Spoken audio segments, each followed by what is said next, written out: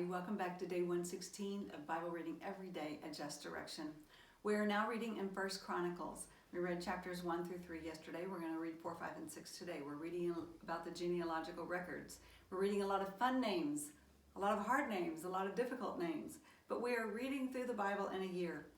And if you like what you're doing and like doing this with us, reading through the Bible in a year, then please go to the little empty chair that you see right there at the bottom of your screen and click on that and follow. Because by following that, that's going to allow you to know whenever we have it on, when we're live, or whenever we have it posted. You know, the goal is for 6:15 a.m. every day. That's whenever it's recorded in advance. But when we do it live, it's not going to be at 6:15 a.m. Because those are just wonderful opportunities to be able to get with you and do a live recording of bread and reading the Bible together and allowing you to comment along with that. I can't read your comments. My husband does that for me, but it's still just really wonderful. So today, as we continue reading in chapters 4, 5, and 6, and going through the names that are not always easy, and you have to laugh. It's okay, you have to laugh. God gave you a sense of humor, use it, okay? You can use it even with these names. I have to, and they're not easy to pronounce. Not even, see, I'm so tongue-tied right now, I can't even pronounce my own words. And then have you ever felt like that your name sounded funny to you? You know, that you've heard it so much, all of a sudden you're like, Jill, that's just weird. Jill, that sounds funny, or your name doesn't look right whenever you spell it. So think about what maybe they felt like. I don't know. You know, I think that in modern day, I've heard some people named Haggith. And I know one of the names that we read in Kings was Huldah. And I have a Huldah in my life from when I was a child. She's no longer here. She's gone on to be with the Lord. But, you know, there's names like that that just stick out to you. So let's just continue on in chapters 4. I have out my mother's Bible again right here because she has some things that she has highlighted or written in there. Excuse me, that I seem to have also, many of the things that she's highlighted, I have already highlighted too, and I didn't even know that from her Bible. So I just want to be able to reference that at some points through this. It'll be mostly in chapter 5. Okay, chapter 4. And you're going to hear it just right whenever we get into verse 10. This is a famous, it's famous. I mean, there's a book written about it and everything, okay? So this is something you're really going to recognize. So remember 1 Chronicles 4:10, okay? When we get there. Okay, chapter 4. And I start off with a yawn, of course. But anyway, carrying on. The descendants of Judah were Perez, Hezron, Carmi, Hur, and Shobal. Shobal's son, Reiah, was the father of Jahath. Jahath was the father of Ahumiah and Lahad. These were the families of the Zorathites. The descendants of Etam were Jezreel, Ishma, Idbash, their sister. This is the name I had looked up how to pronounce it. Hazel, let me see how it says it in my mom's Bible because I like the way it gave it written out there. Because I like that name to pronounce it. What is it, verse 3? Here we are. And the name of their sister was Hazel el Poni. I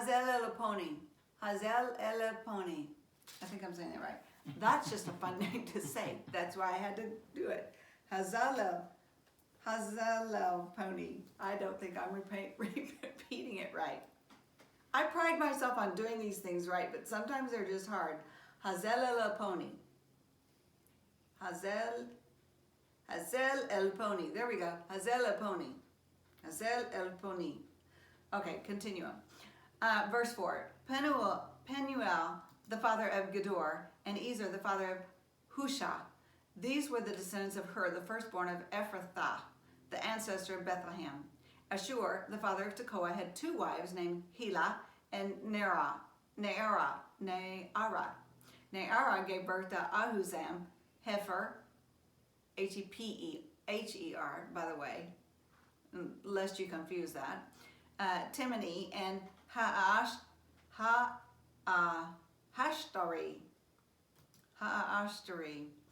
Hela gave birth to Zereth, Izhar, Ithnan, and Koz, who became the ancestor of Anub, Zobeba, and all the families of Harhel, son of Harum.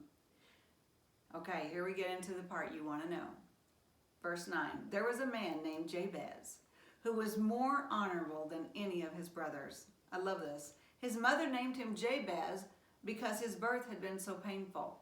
His name started, he has a name of meaning that does not bring joy, and yet, verse 10, he was the one that prayed to the God of Israel, oh, that you would bless me and expand my territory.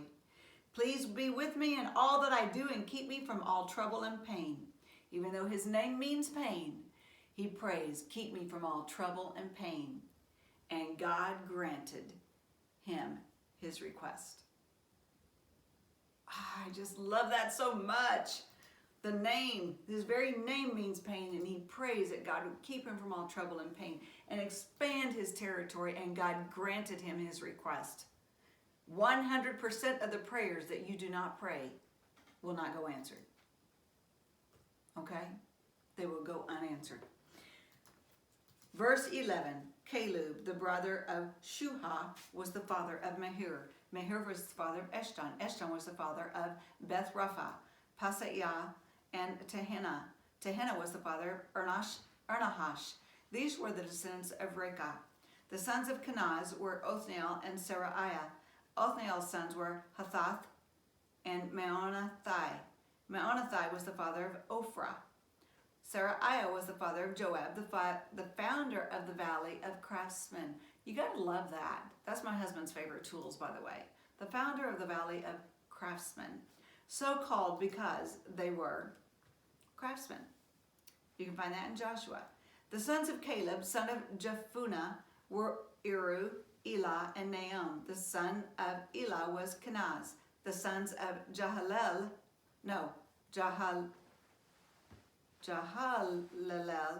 were Ziph, Ziphah, Tiria, and Asarel. The sons of Ezra were Jether, Mered, Ephah, and Jalon.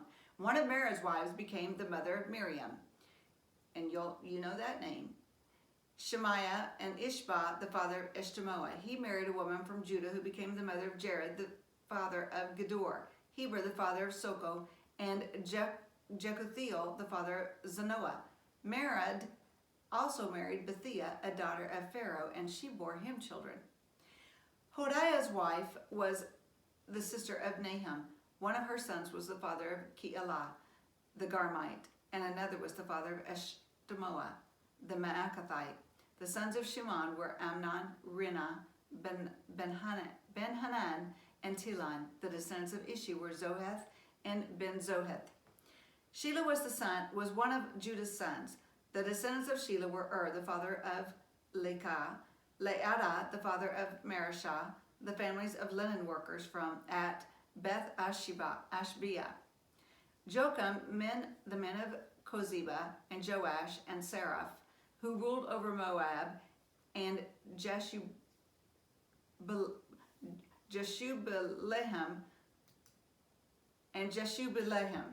These names all came from ancient records. And that I have that underlined in my Bible because, all right, this is written in 1000 to 960 BC. So it's kind of funny to us that we're reading something that is over 3,000, 4,000 years old for us. And yet they're, right here, these names all come from ancient records. Or as like in mine, it says ancient times. And I love that. These are from ancient. I even put a little smiley face next to it in my scripture. I just think that that's funny.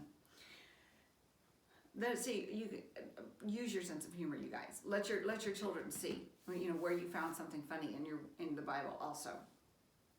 And there's plenty of funny in the Bible. Verse 23. They were the pottery makers who lived in Neta'am and Gedera. They lived there and worked for the king. The sons of Simeon were Jemuel, Jerib, Zohar, and Shaul. The descendants of Shaul were Shalom, Mibsam, and Mishma. The descendants of Mishma were Hamuel, Zakur, and Shemaiah. Shemaiah had 16 sons and daughters. That's another thing that I have highlighted in my Bible, and so does my mom, because it's very interesting to me. Okay, had 16 sons and daughters, but none of his brothers had large families. I don't think having the large family of 16 sons and daughters was unusual then. It is now, but it does happen even now. But none of his brothers had large families. So Simeon's tribe never grew as large as the tribe of Judah. Verse 28, they lived in Beersheba, Moladah, Hazar, Shual, Bilhah, Izam, Tolad, Bethuel, Hormah, Ziklag, Beth Markaboth, Hazar Susam, Beth Biri, and Sha'aram. These towns were under their control until the time of King David. Their descendants also lived in Etam, Ain, Rimmon, Token, and Ashan, 5 towns, and their surrounding villages as far away as Baalath. This was their territory, and these names are listed in their genealogical records. Other descendants of Simeon included Meshobab, Jamlach, Joshua, son of Amaziah, Joel, Jehu, son of Joshibiah, son of Seraiah, son of Asiel, Elioenai,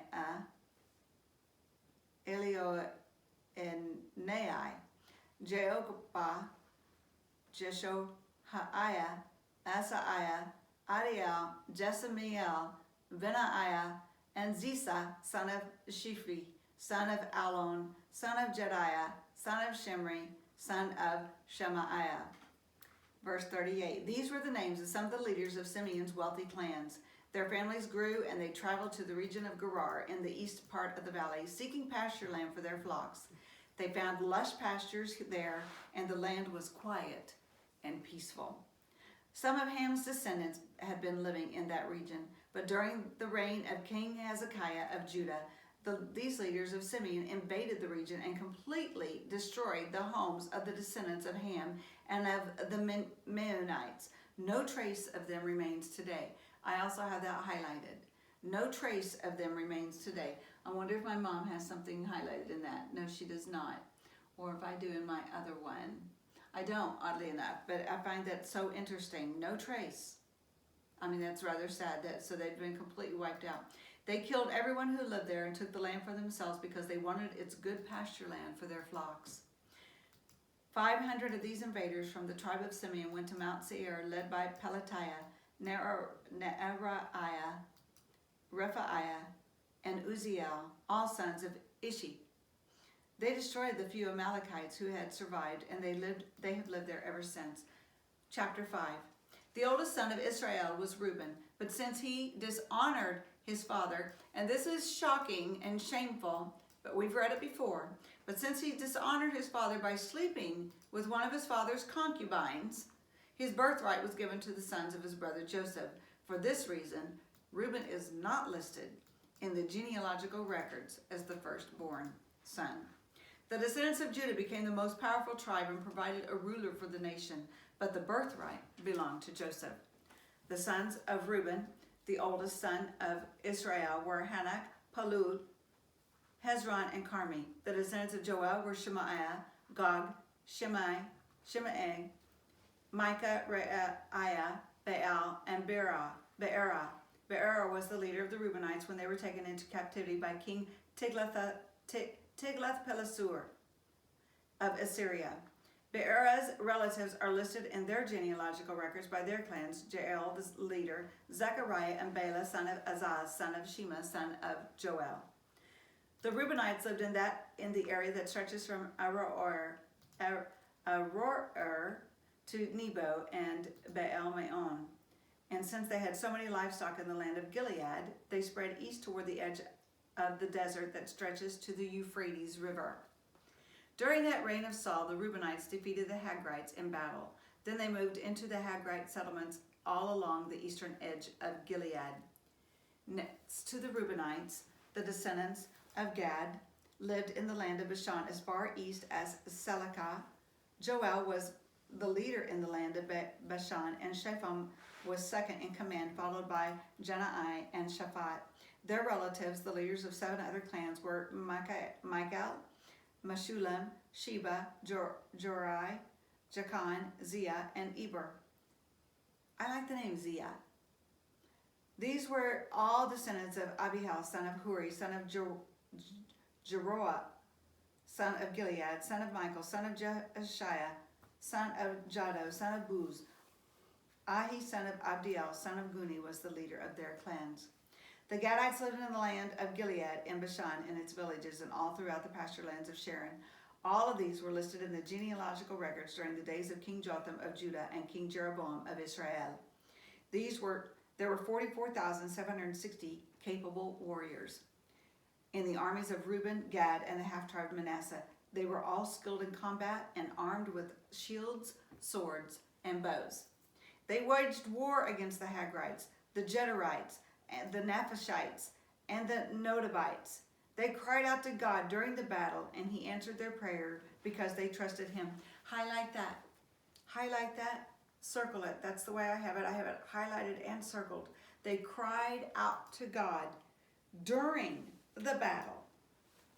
That's what we have to do. When we're in a battle, we need to cry out to God. You cry out to God continually. Okay? You give praise to God continually. Praise God in all things. Doesn't mean in the good things. Praise God in all things. So they cried out to God during the battle, and he answered their prayer because, why? They trusted him. When you cry out to God, you're crying out to God because you're saying, I trust you, God. I trust that you can take care of this. I trust, God, that you can do this. I'm wearing a shirt today, faith on the pocket. And in the back, I can't even remember what it says, faith is not believing that. How does it say it, babe? You'll have to turn around. Hi. You're going to have to tell me what it says, okay? Faith that does not make things easy, it makes them possible. There you go. There you go. Love it. Faith does not make things easy. It makes them possible. And I know there's a scripture reference with that, but we didn't read it. I'm not going to turn around again.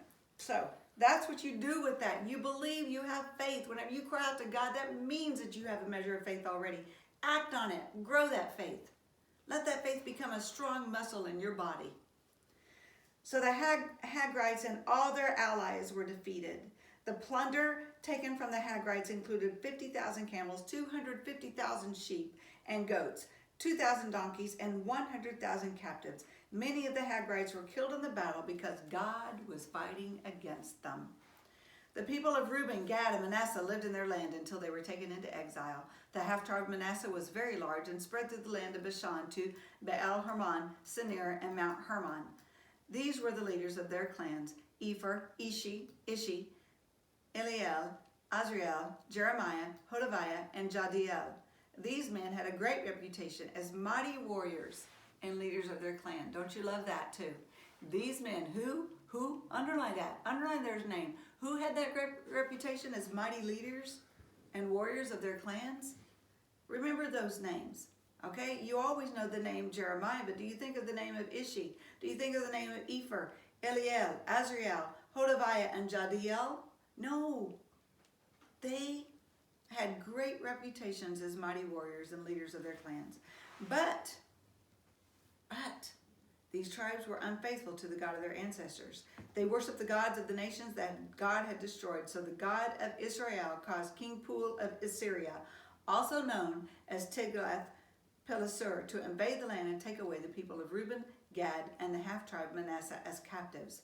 The Assyrians exiled them to Halah, Habor, Hara, and the Gozan River, where they remain to this day. Chapter 6. And this is the priestly line. The sons of Levi were Gershon, Kohath, and Merari. The descendants of Kohath included Amram, Izhar, Hebron, and Uzziel. The children of Amram were Aaron, Moses, and Miriam. See, Aaron and Moses are the children of a priest. They're PKs. Okay, like me, I'm a PK. I'm a preacher's kid.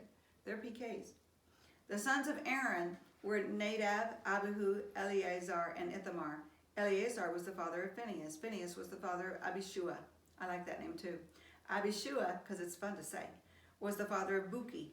Buki was the father of Uzi. Uzi was the father of Zerahiah. Zerahiah was the father of Meraiah. Meraiah was the father of Amariah. Amariah was the father of Ahitub. Ahitub was the father of Zadok. Zadok was the father of Ahimaaz. Ahimaaz was the father of Azariah. Azariah was the father of Johanan. Johanan was the father of Azariah. So they've named someone again. That's the second. Azariah the second. The high priest at the temple built by Solomon in Jerusalem. Azariah was the father of Amariah. Amariah was the father of Ahitub. Ahitub was the father of Zadok. Zadok was the father of Shallum. Shallum was the father of Hilkiah. Hilkiah was the father of Azariah. Azariah was the father of Zerahiah. Zerahiah was the father of Jehozadak, who went into exile when the Lord sent the people of Judah and Jerusalem into captivity under Nebuchadnezzar. You can see how they carried on the names in their families. The sons of Levi were Gershon, Kohath, and Merari. The descendants of Gershon included Libni and Shemaiah. The descendants of Kohath included Amram, Izhar, Hebron, and Uzziel. The descendants of Merari included Mahli and Mushi. The following were the Levite clans listed according to their ancestral descent. The descendants of Gershon included Libni, Jahath, Zimmah, Joah, Iddo, Zerah, and Jeethrai. The descendants of Kohath included Aminadab, Korah, Assur, Elkanah, Abiasaph, Assur, Tahath, Uriel, Uzziah, and Shaul. The descendants of Elkanah included Amasiah, Ahimoth, Elkanah, Zophai,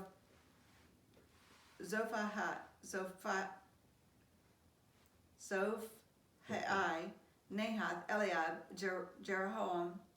Jeroham, Elkanah, and Samuel. Thank you, Jesus. The sons of Samuel were Joel, the older, and Abijah the second. The descendants of Merari included Mahli, Libni, Shemaiah, Uzzah, Shemaiah, Haggiah, and Asaiah. And then we have the temple musicians. David assigned the following men to lead the music at the house of the Lord after the ark was placed there. They ministered with music at the tabernacle until Solomon built the temple of the Lord in Jerusalem. They carried out their work following all the regulations handed down to them. These are the men who served along with their sons. Heman, the musician, was from the clan of Kohath. His genealogy was traced back through Joel, Samuel, Elkanah, Jeroham, Elel, Toah, Zuph, Elkanah, Mahath, Amasiah, Elkanah, Joel, Azariah, Zephaniah, Tahath, Assur, Abiasaph, Korah, Izhar, Kohath, Levi, and Israel. Heman's first assistant was Asaph from the clan of Gershon. Asaph's genealogy was traced back through Berechiah, Shemaiah, Michael, Beasaiah, Malchijah, Ethni, Zerah, Adaiah, Ethan, Zimmah, Shemaiah, Jahath, Gershon, and Levi. Heman's second assistant was Ethan from the clan of Merari. Ethan's genealogy was traced back through Kishi, Abdi, Maluk, Hashabiah, Amaziah, Hilkiah, Amzi, Bani, Shemur, Mali, Mushi, Merari, and Levi. Their fellow Levites were appointed to various other tasks in the tabernacle in the house of God. Only Aaron and his descendants served as priests. They presented the offerings on the altar of burnt offerings and the altar of incense, and they performed all the other duties related to the most holy place. They made atonement for Israel by doing everything that Moses, the servant of God, had commanded them. The descendants of Aaron were Eleazar, Phinehas, Abishua, Buki, Uzi, Zerahiah. Verse 49, only Aaron and his descendants served as priests. They presented the offerings on the altar of burnt offering and the altar of incense, and they performed all the other duties related to the most holy place. They made atonement for Israel by doing everything that Moses, the servant of God, had commanded them.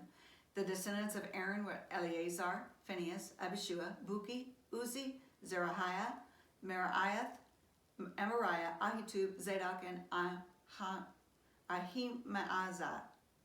Ahimaaz. This is a record of the towns and territory assigned by means of sacred lots to the descendants of Aaron, who were from the clan of Kohath.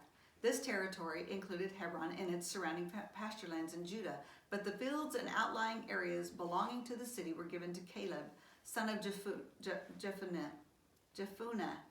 So the descendants of Aaron were given the following towns, each with its pasture lands: Hebron, a city of refuge; Libnah, Jetur, Eshtemoa, Holon, Debir, Ain, Juttah, and Beth Shemesh. And from the territory of Benjamin they were given Gibeon, Geba, Elameth, and Anathoth, each with its pasture lands. So 13 towns were given to the descendants of Aaron. The remaining descendants of Kohath received 10 towns from the territory of the half-tribe of Manasseh by means of sacred lots. The descendants of Gershon received by sacred lots 13 towns from the territories of Issachar, Asher, Naphtali, and from the Bashan area of Manasseh east of the Jordan. The descendants of Merari received by sacred lots 12 towns from the territories of Reuben, Gad, and Zebulun. So the people of Israel assigned all these towns and pasture lands to the Levites. The towns in the territories of Judah, Simeon, and Benjamin mentioned above were assigned to them by means of sacred lots. The descendants of Kohath were given the following towns from the territory of Ephraim, each with its pasture lands: Shechem, a city of refuge in the hill country of Ephraim; Gezer, Jokmeam, Beth Horon, Ajalon, and Gath Rimmon. The remaining descendants of Kohath were assigned the towns of Anar and Bileam from the territory of the half-tribe of Manasseh, each with its pasture lands. The descendants of Gershon received the towns of Golan and Bashan and Ashtaroth from the territory of the half-tribe of Manasseh, each with its pasture lands. From the territory of Issachar they were given Kadesh, Daberath, Ramoth, and Anam, each with its pasture lands. From the territory of Asher, they received Mashal, Abdon, Hukok, and Rehob, each with its pasture lands. From the territory of Naphtali they were given Kadesh and in Galilee, from Hammon and Kiriathaim, each with its pasture lands. The remaining descendants of Merari received the towns of Jokneam, Kartah, Rimmon, and Tabor from the territory of Zebulun, each with its pasture lands. From the territory of Reuben, east of the Jordan River, opposite Jericho, they received Bezer, a desert town, Jahaz, Kedemoth, and Mephaath, each with its pasture lands. And from the territory of Gad they received Ramoth and Gilead, Manahaim, Heshbon, and Jazer, each with its pasture lands. And tomorrow we'll pick up in chapter 7 and we'll start reading about the descendants of Issachar and Naphtali and Manasseh, Asher. We're going to read about all the descendants. We're going to be continuing on with that. And then once we get into chapter 9, which we'll be reading 7, 8, and 9, then we're going to start talking about the exiles. And then it's going to get even more interesting because we're going to read about the death of King Saul. We're going to read about when David becomes king. We're going to read about whenever Saul takes his own life. We're going to read about the warriors that joined David's army. There's so much more. And I know that you feel like, okay, well, I've heard it before, but you're going to hear it from another version. Okay, you're going to hear it again. And we always need things repeated in our lives anyway to really get it down, to really start understanding it. I mean, when you hear the name David, you know because you hear it so much, right? But when you hear the name Issachar, it's like, okay, I know that name, but remind me again, what was it with Issachar? So there's a challenge for you to look that up. Okay, join me again tomorrow. Remember, please click on the link below right here if you're enjoying this, reading through the Bible every day in a year. Click on this link right here below on the empty chair, and then you can know and follow me, and then you can know whenever we're going to, when we have one posted, when we have one live. It's also an opportunity for you to be able to share this with your friends and with your family. Let's grow this. Okay, the Bible reading every day should be a viral thing. Okay, this is not me. This is God. This is God. These are God's words. So this should be something that every single day that we are growing in the Lord and His Spirit is becoming more and more alive in us, and we are becoming more and more alive in Him. So, okay, I'll see you again tomorrow. Have a most blessed and beautiful day. I almost gave you the wrong phrase that I say on my other lives. So, may the Lord bless you and keep you and make His face to shine upon you. I'll see you tomorrow. Bye-bye.